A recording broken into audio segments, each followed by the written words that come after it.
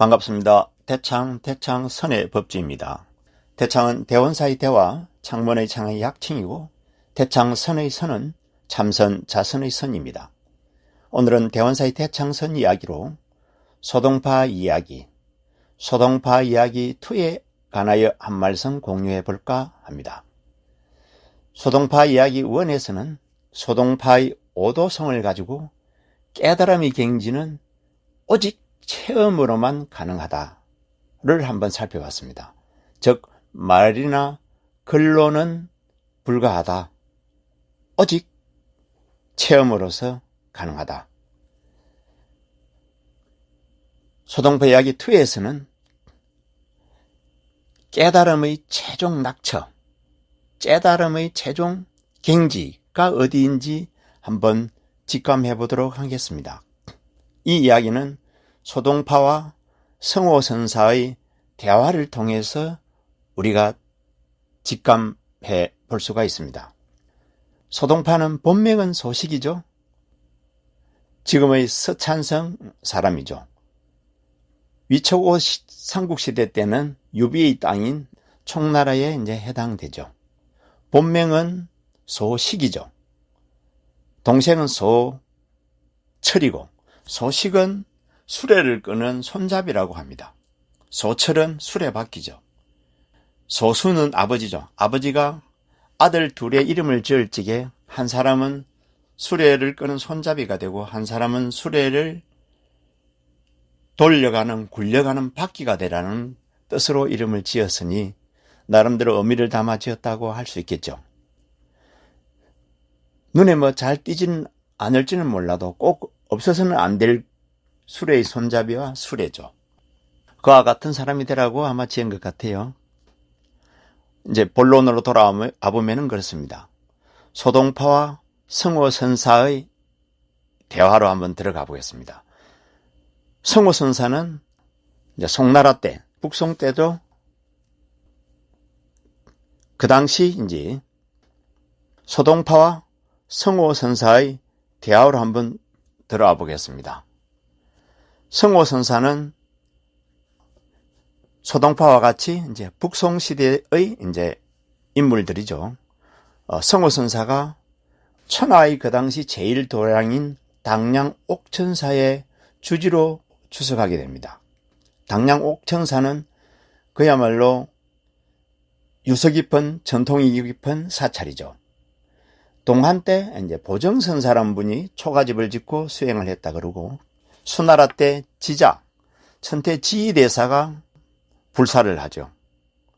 불사를 해서 역대로 황제의 국사가 되고 대사가 된 10여 분이 이제 주석한 대단한 사찰이죠.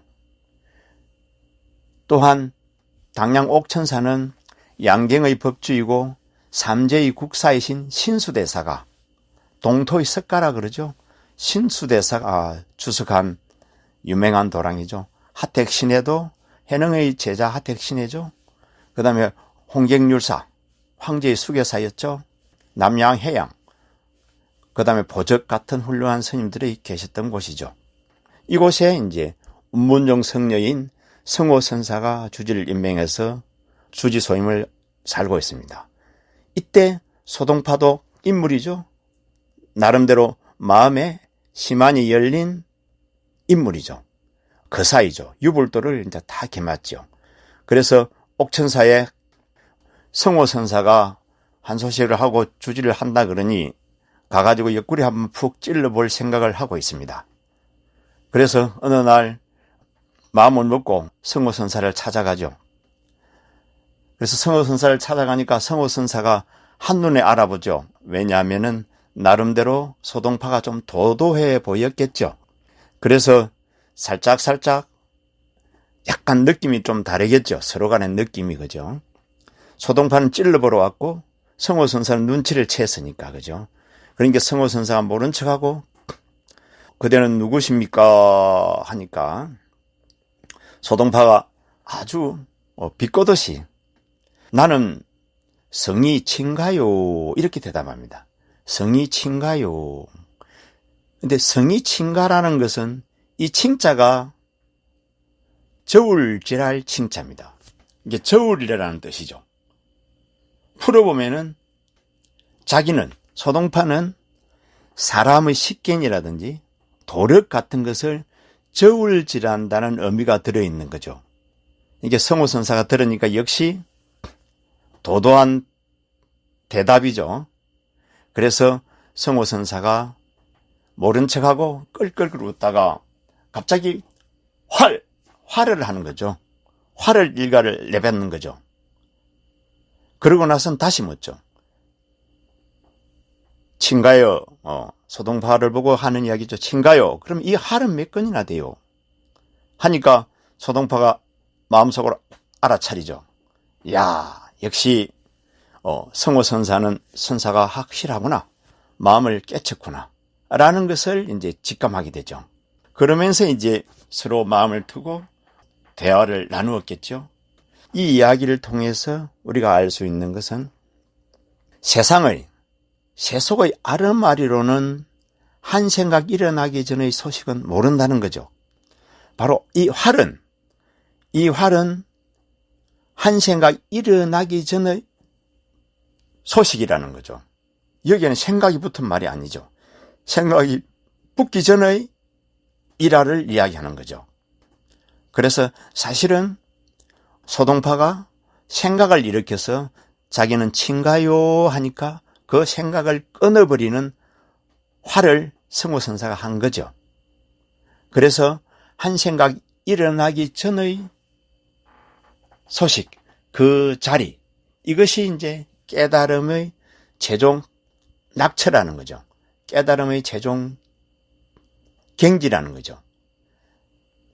그 깨달음의 최종 낙처가 어디인지 우리가 직감만 하면 되는 겁니다. 그죠?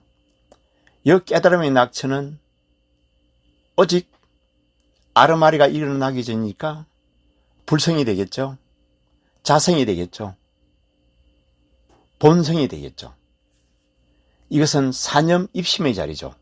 사념입심, 생각을 버리고 청정심으로 돌아간 그 자리입니다. 그죠? 다시 한번 정리해보면은 소동파와 성호선사의 이야기를 통해서 우리는 나름대로 깨달음의 최종 낙처를 직감할 수가 있는데 그 낙처는 아르마리로는 접근이 안 된다. 그 불성을 자각하는 자리는 아르마리로는 접근이 되지 않는다.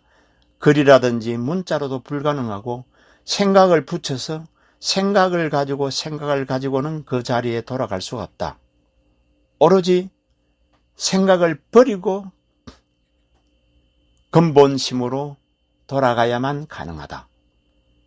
그래서 결론은 불성의 자각은 아르마리를 버리고 사념입심해야 된다. 생각을 버리고 마음으로 돌아가야 된다는 것을 소동파와 성호선사의 대화를 통해서 깨달음의 최종 낙처를 한번 생각해 봤습니다. 오늘 소선과 같이 소동파 이야기 2 같이 한 인연으로 정법의 해안이 열리고 부처님 은혜가 충만하여 신신건강하고 복록구족하시길 축원 올립니다. 성불하십시오.